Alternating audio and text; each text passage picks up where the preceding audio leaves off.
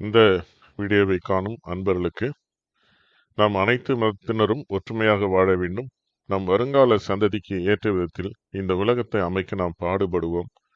இப்பொழுது தீவிரவாத சக்திகளால் பாதிக்கப்பட்ட ஒரு பெண்ணின் வாழ்வில் நடந்த துன்பங்களை இங்கு காணலாம்.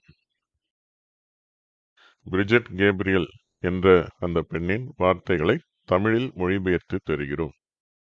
ஒரு காலத்தில் மத்திய கிழக்கில் லெபனான் மட்டுமே கிறிஸ்தவர்கள் பெரும்பான்மையாக வாழும் நாடாக இருந்தது. நான் அந்த நாட்டில் பிறந்தேன். அனைவரையும் வேற்றுமையின்றி நட்புடன் ஏற்றுக்கொள்ளும் பன்முகத்தன்மை கொண்டவர்களாக இருப்பதில் நாங்கள் பெருமிதம் கொண்டோம். மத்திய கிழக்கு முழுவதிலும் இருந்து வரும் அரபு முஸ்லிம் அகதிகளை எங்கள் நாடு எப்பொழுதும் வரவேற்றது.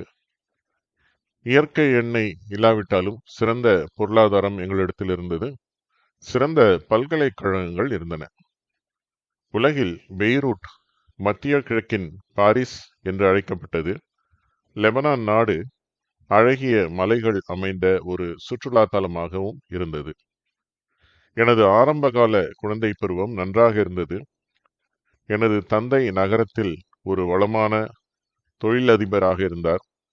எனது தாய் என்னுடன் வீட்டில் இருந்தார். அவர்களுக்கு நான் ஒரே குழந்தை.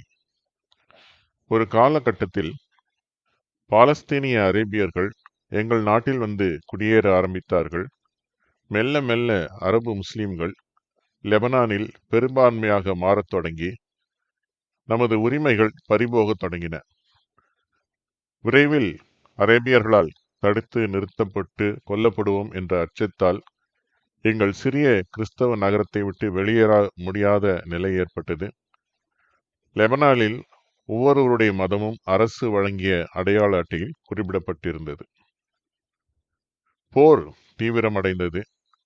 தீவிர இஸ்லாமியர்கள் தெற்கு நோக்கி வர துவங்கிய பொழுது என் வீடு ஒரு ராக்கெட்டால் தாக்கப்பட்டு இடிந்து விழுந்தது.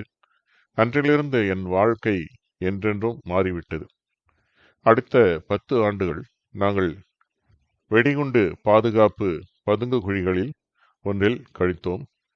பணத்தை மிகவும் சிக்கனமாக செலவழித்தோம் மற்றும் உயிர் வாழ்வதற்கு பூண்டுகளையும் வேர்களையும் சாப்பிட்டோம்.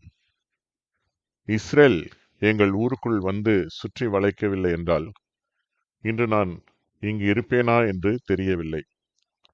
லெபனான் இப்போது 100% ஹிஸ்புல்லாவின் கட்டுப்பாடில் உள்ள ஒரு நாடாகும். நான் பிறந்த நாட்டை இழந்தேன்.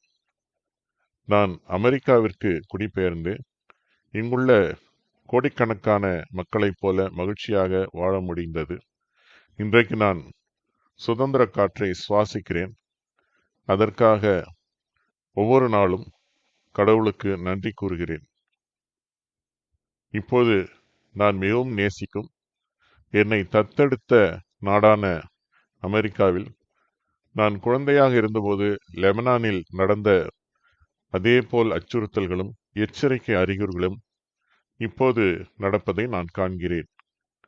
இது உங்களுக்கான எனது எச்சரிக்கை.